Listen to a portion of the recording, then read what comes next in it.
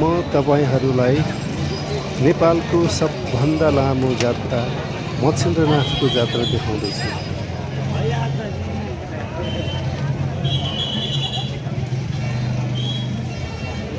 यो मच्छिन्द्रनाथ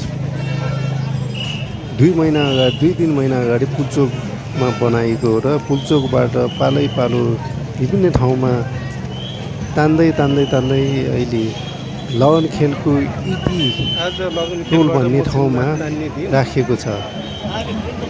आज 2083 साल असार 3 गते यहाँबाट तानेर ज्याउला खेलमा लगिँदैछ र ज्याउला खेलमा आजको मितिदेखि 4 दिनभित्र अनि भोटो देखाएर समापन गर्ने चलन चल्तिरहेको छ।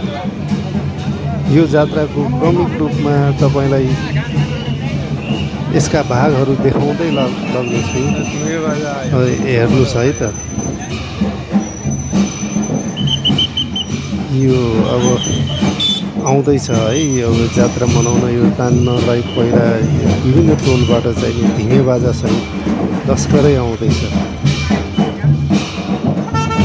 यो सायद किर्तिपुरबाट आएको हुनुपर्छ भन्ने मेरो भनाइ छ।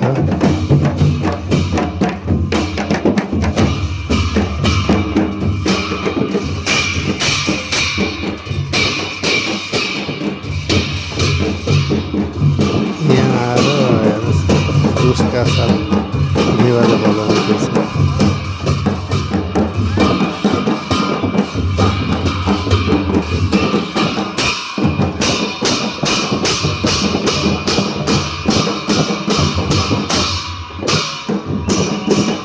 यस्तो जात्रामा पानी खुवाउनु पनि चलन रहेछ।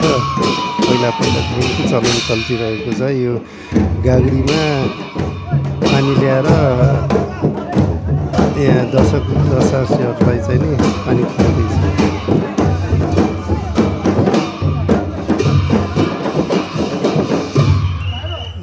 हेर्नुहोस् कति बुढो मान्छे रहेछ पानी खुवाउने मान्छे।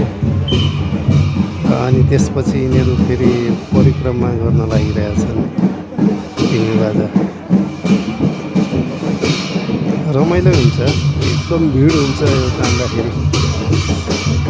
धिमे बाजा जे चाहिँ मच्छिन्द्रनाथलाई परिक्रमा गर्छ त्यो पछाडिको चाहिँ यो निमनाथ हो, अगाडिको चाहिँ मच्छिन्द्रनाथ पनि हुन्छ।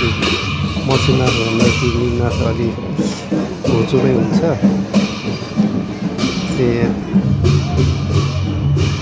कति बाल्नेहरूको पनि भुइँचो रहेको छ।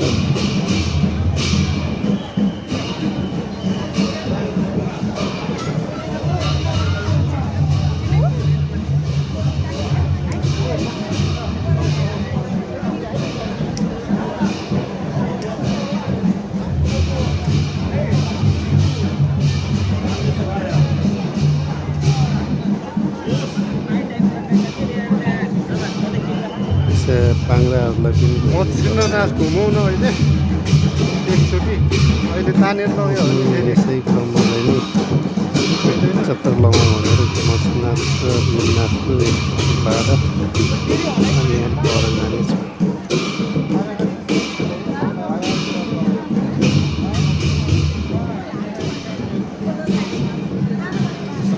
यो ठाउँ अलिक कन्जस्टेड नै छ। अलिक हिँड्न पनि अलिक गाह्रो छ यहाँ।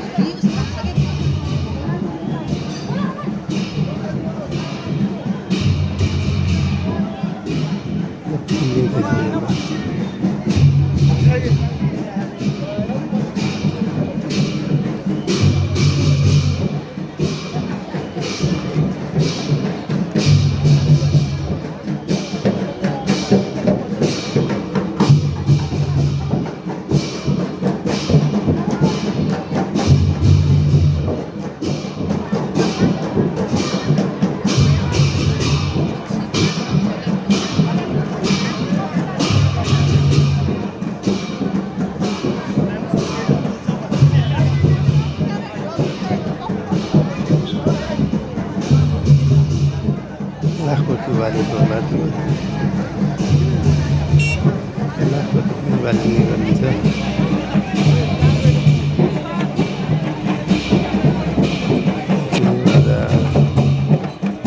चक्करमा गराउँछ कति चक्कर लाउने हो यति त्यसका साथै फेरि जम्मा भएर फेरि धन्यवाद छ यहाँ